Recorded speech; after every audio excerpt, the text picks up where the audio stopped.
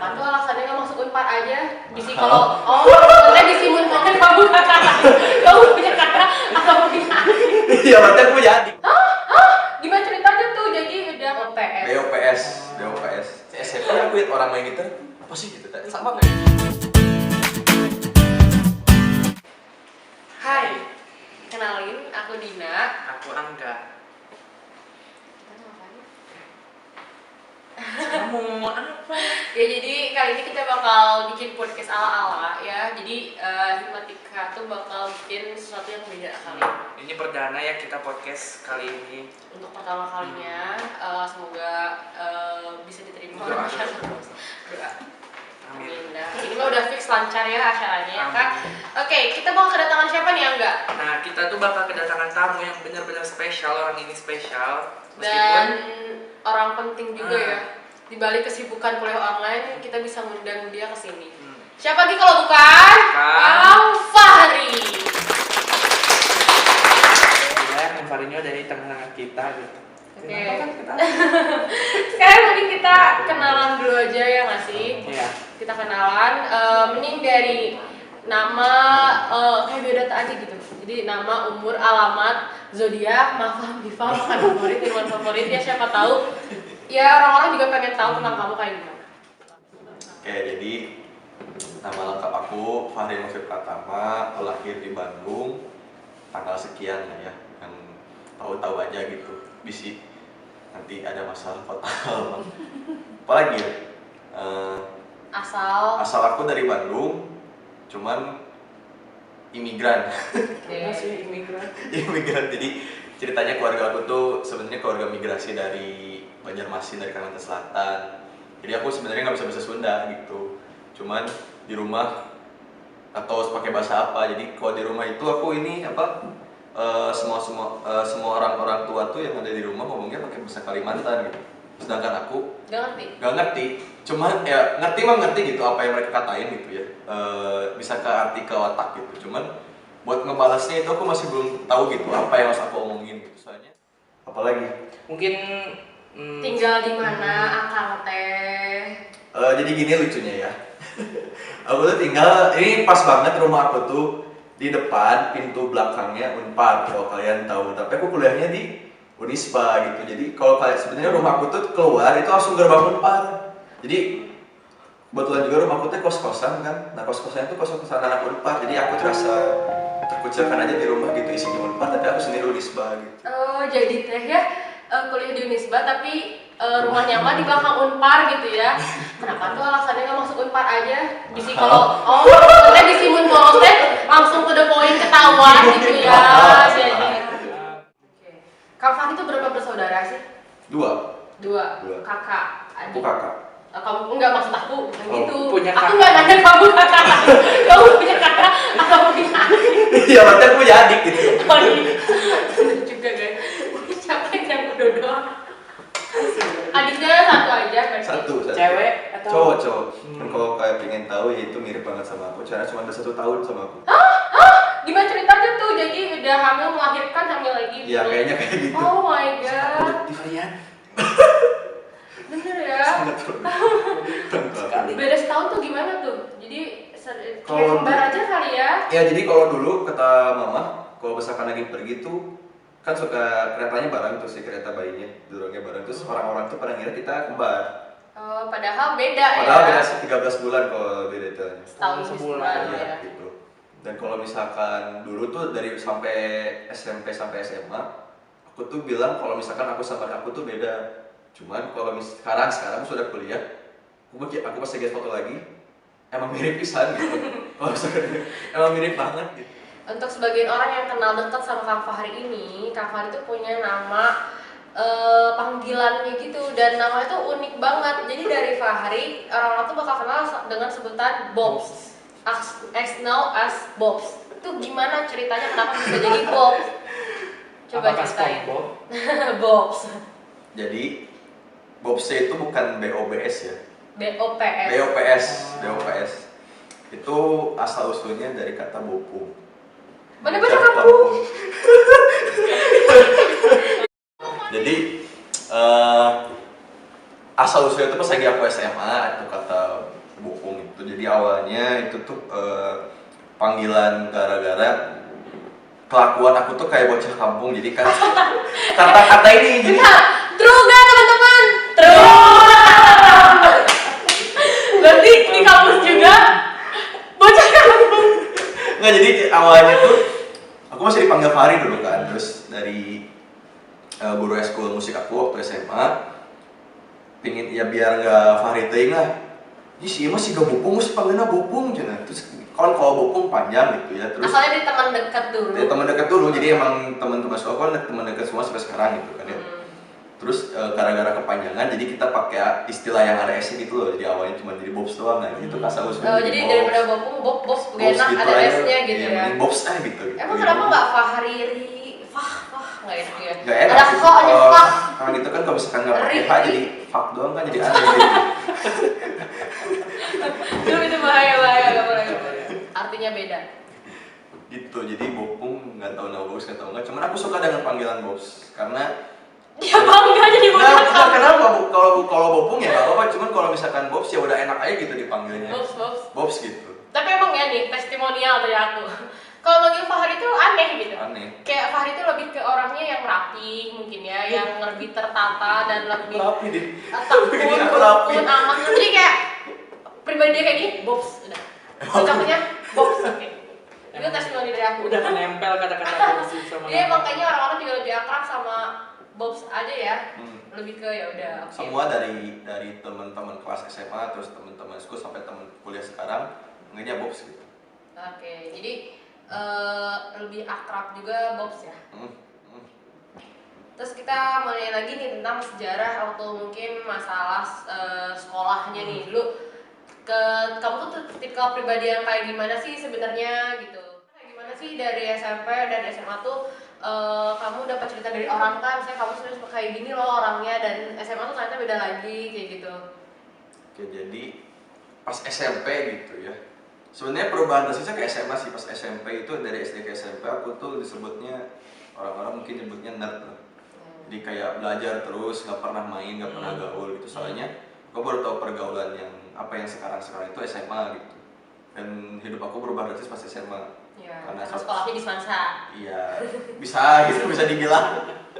Karena satu dan lain hal ada yang membuat aku bisa bukan terjun sih, jadi kayak mengetahui pergaulan itu gimana gitu. Gaul yang Mengenal dunia luar seperti apa. globalisasi itu yang benar itu seperti apa gitu, kayak gitu. Oke. Berarti mulai berubah tuh mulai membuka diri lah Ya, bukan dari istilahnya. SMA. Berarti SMP itu terkenalnya introvert gitu Introvert, anaknya, emang bener-bener. main sama teman kelas doang. Tiap hari main game kayak gitu, terus atau enggak belajar lah kayak gitu. Udah SMA jadi nggak pernah belajar, jadi bodoh. Gak usah. Ini jujur. Ada satu pertanyaan nih buat Kang Fahri. Kenapa sih suka dan hobi bermusik? Awal mulanya gimana dan sejak kapan kayak udah mulai kenal musik, dan sebenarnya di musik tuh di alatnya apa gitu menguasainya? Jadi ini sedikit cerita lagi nih ya.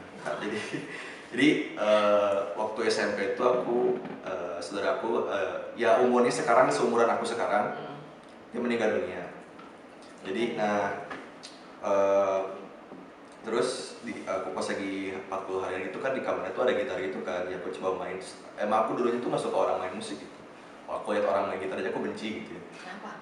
Ya nggak suka aja kayak JP. Berisik gitu. Enggak bersih ya, mukanya sosokan gitu, jadi aku nggak suka gitu. Bener itu bener. Tapi dia sekarang kayak gitu ya? Iya, aneh kan? Iya gitu. Aku pas lihat SMP, aku lihat orang main gitar, apa sih gitu? Sama kayak gitu juga, apa sih kamu teh gitu main gitar. Nah, di situ kan ya saudara aku kan suka musik kan, punya band itu ya. Aku di situ pingin nerusin lah biar di keluarga ada yang bisa musik, terus pingin nerusin dia bermusik itu gimana gitu, beliau gimana. Terus akhirnya aku cobalah belajar gitar tuh dari akhir SMP mau ke SMA. Di SMA aku masuk eskul musik, terus belajar tuh ya musik sampai ya teori musik tuh aku belajar, terus cara ngarasemen belajar, terus kamu ngulik lagu tanpa dari denger doang tuh aku belajar gitu. Dan itu ya akhirnya aku bisa gitu, cuman ya emang ada susahnya, cuman akhirnya berusaha menikmati dengan lingkungan yang enak juga, jadi suka gitu. Oke, apalagi sih alat musik yang Bobs kuasain selain main gitar? Kalau kuasain enggak sih, cuman ngerti cara main, bisa mainin kayak mencet atau misalkan pas ngebunyiin, yang penting ngebunyiinnya enak gitu. Karena aku di sini bisa main, selain main gitar aku bisa main bass, main keyboard, terus main drum sih nggak bisa karena itu koordinasi gerak tubuh ya, emang susah gitu main drum. Terus aku juga dalam 2 tahun terakhir aku nekunin main sequencer, itu alat musik digital jatuhnya. Jadi kita bikin musiknya di dalam komputer, terus nanti kita pas lagi live tuh dimaininnya biar ada backingan lah. Tapi kayaknya itu yang lagi trending saat ini ya nggak sih? Tadi sudah lama sebenarnya, cuman baru ke up lagi gitu sebenarnya. Kalau kita lihat ya. EDM gitu kan sih?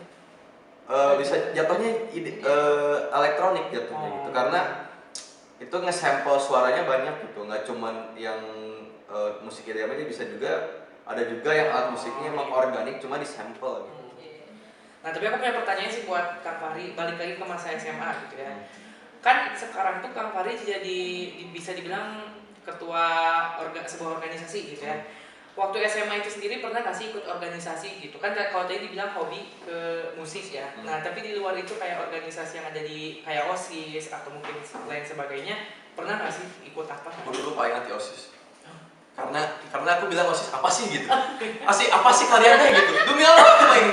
Apa sih kalian deh gitu. Ngapain sih kalian deh sebagai kayak gitu-gituan. Orang mah gitu. Ya maaf bagi orang yang OSIS nih gitu ya. Karena Aku.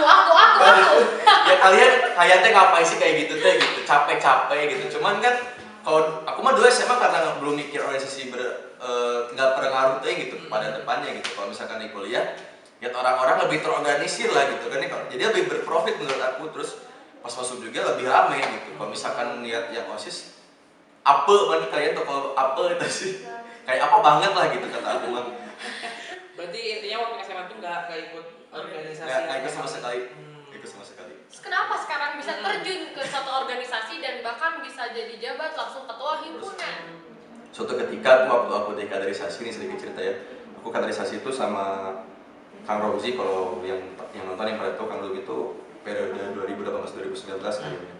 Karena tuh beliau ngomong ke aku, ya Kang juga nggak pernah kepikiran jadi kahim, cuman jadi kahim di situ aku termotivasi tuh. Kalau Kang Rogi bisa, aku kenapa enggak gitu? Jangan tadinya bener-bener nggak expect Iya, bakal jadi ketua himpunan, iya, dan tiba-tiba. Aku pun awalnya cuman ya heri, aku pernah bilang ke teman-teman, oke orang jadi kahim lah, tahu itu cuman heri doang. Dan sekarang omongan belaka ya. Sekarang beneran gitu kan, aku jadi pusing gitu, jadi beneran bingung kan. Berarti sesuai sama yang ada di dunia gitu, omongan adalah doa. Benar, itu quotes yang paling bener banget. Jadi ijabah ya langsung. Iya. Cuman kerasanya gimana sih sekarang kayak udah jadi ketua himpunan? Apakah kayak merasa kayaknya gini ya organisasi kita gitu? Gimana gitu? Kan bener baru kan nanti maksudnya. Aku dulu nggak pernah ikut organisasi, masuk organisasi baru Hima sekarang. Terus aku malah pas lagi hari pertama aku jadi bertugas dari KM-nya, aku mikir orang teh kahim gitu. Gak masih gak nyangka ya? Ya masih nggak nyangka gitu. Wow, seorang pakri. Jadi beneran dong, jadi beneran jadi kahim dong. Udah mikir, orang nanawanannya oke. Nah, itu yang pertama aku pikirin. Aku nanti ngapain? Mau ngapain ya? Aku gitu sekarang tuh ngapain gitu. Aku yang kepikiran gitu. Pusingnya tuh masih cuman nggak tahu tugasnya ngapain sebenarnya dulu tuh. Nah, menurut Akang sendiri gitu pas udah jadi ketua himpunan, apa sih gitu tantangan yang Akang hadapi? Online. Oh iya. Iya. Informasi dulu ya guys. Jadi waktu pas Fahri ini ngejabat sebagai ketua himpunan periode 2020-2021, dia tuh langsung mengkoordinir untuk semua program kerja yang berjalan online gitu. Intinya menjabat bertepatan dengan adanya wabah pandemik ini gitu. Jadi wah kayaknya kita tanya aja di sulitnya gimana gitu.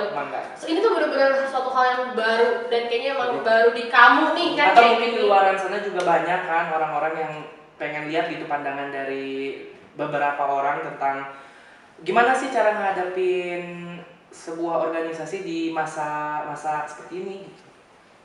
Kalau dari pertama pandangan aku sih susah tuh waktu ya, karena bukan waktu kita menentukan hari ininya, cuman mengatur waktu dalam satu hari itu susah kata aku. Soalnya kan kita online nih, terus kita pertemuan dulu sama, maksudnya kita telekonferensi dulu sama yang lain. Itu kan suka ada yang jaringan gitu ya, jaringan kadang jelek gitu, terus tiba-tiba misalkan susah sinyal ya. Sinyal gitu, terus tiba-tiba ada yang nggak bisa lah gara-gara di rumahnya ada apa gitu kan, karena kan kita nggak tahu kan di rumah masing-masing ada apa gitu. Tantangan banget gak ini tuh buat kamu? Tantangan banget sih, soalnya dulu tuh maksudnya sebelum aku sebelum mencalonkan diri sebagai ketua himpunan, aku sebelum itu kan offline gitu ya. Udah kepikiran tuh apa aja yang mau dipikir sejak offline gitu kan ya.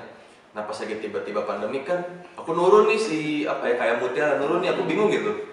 Apa sih aku bakal lakuin gitu kan? Balikin otak lagi nggak sih? Proker yang udah direncanain udah dipikirin gitu ya buat kedepannya gimana, pas lagi offline gimana kan harus di online gitu. Ada pun yang emang nggak bisa online gitu kan, emang harus offline. Jadi, sebenarnya kita mau nanya juga yang kan sekarang ngejabat juga sebagai ketua himpunan gitu. Sebenarnya itu gimana sih bisa ngebalance sama kuliah yang bisa dibilang tuh kuliahnya padat, banyak tugas apalagi online ya, karena online itu terkesannya tuh bener-bener tugas ada, mungkin ya kuis atau tugas itu bisa dibilang hampir tiap hari mungkin ya tugas dan kuisnya. Nah itu gimana tuh sama biar balance itu sama himpunan, organisasi biar nggak ngeganggu ke nilai itu gimana? Tentuin prioritas dulu sih sebenarnya. Misalkan kalau aku sih orang tipikal bisa belajar sendiri, yang penting penjelasannya tuh jelas gitu. Walaupun dikit jelas, teman aku bisa belajar sendiri gitu kan. Tapi orang-orang berbeda gitu kan ya.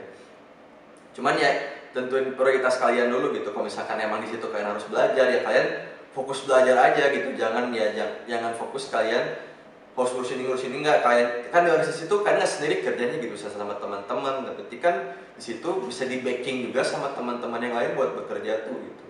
Jadi pas lagi emang ada kerjaan terus bisa kita kuliah, bisa minta tolong aja ke teman gitu. Yang satu bidang atau misalkan yang bisa diminta buat backingan, tolongin dulu lah ini, orang mau kuliah gitu, orang ada ini bentar gitu. Mungkin kita bisa dibantu gitu. Apa nih pesan untuk Himatika periode sekarang? Karena kamu masih bisa sebagai ketua himpunannya gitu. Pesannya apa ya? Tetap semangat aja gitu dari aku mah, tetap semangat. Kita masih nggak tahu nih nanti habis semester ganjil ini, semester genap apakah kita bisa offline atau enggak gitu. Kita berdoa aja semoga nanti kita bisa offline, kegiatan kita lebih enak, kita bisa bertemu langsung, komunikasi kita bisa lancar gitu. Terus jangan lupa juga tugas-tugas yang sudah diberikan sudah ada amanahi, jangan lupa juga jaga kesehatan gitu kan ya, karena kita kan pasti online, kita kan ini tiap hari lihat mata, apalagi mata nih, kita lihat monitor atau lihat HP terus kan, itu bisa mengaruhi mata kita gitu. Itu ya kitanya juga harus bisa mengistirahatkan lah gitu, jaga kesehatan juga, itu yang utama gitu sih paling. Jadi intinya tetap semangat guys, meskipun dalam kondisi pandemi seperti ini ya, gak boleh pantang menyerah dan pasti yang paling pentingnya jaga kesehatan masing-masing. Ya, itu poin utamanya. Dan guys, akhirnya kita udah ada di penghujung acara banget. Dari awalnya emang bener-bener happy dan sekarang kita lebih ke bahasan yang paling serius, karena ya mungkin ini juga lebih ke memotivasi ya untuk kalian semua. Sharing sih ya. Lebih ke sharing juga kayak gitu sih. Semoga apa yang Kang Fahri sampaikan ini bisa ada yang diambil pelajaran baiknya untuk kalian. Kayak gitu. Pokoknya guys, thank you for watching ya. Jangan lupa ya, nanti bakalan ada video-video yang berhubungan sama podcast nanti. Ya, jadi ditunggu aja, semoga nanti podcast ini bisa berlanjut lagi ke depannya. Jangan lupa subscribe. Ya, jangan lupa subscribe, like, komen. Apalagi untuk para pengurus. Oke.